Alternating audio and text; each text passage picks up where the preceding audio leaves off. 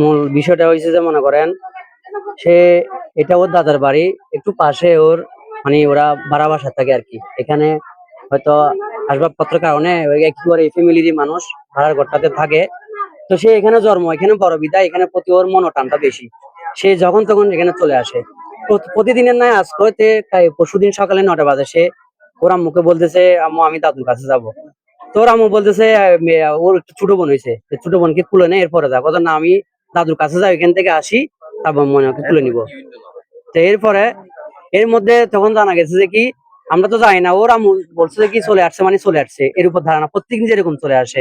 তখন ফেসবুকে মানে পোস্টে দেখি যে কি দুপুর 2টার মধ্যে যে ওর ছবি মানে গলা কাটা অবস্থায় সীতাকুণ্ড ঐক্যের ফাঁকে আপনার পাহাড়ের ওই পাশ থেকে সে যে কোনো ভাবে কারো মাধ্যমে এখানে আসছে। তখন আমরা দেখি মানে বুঝতেছি এটা তো আমাদের মেয়ে।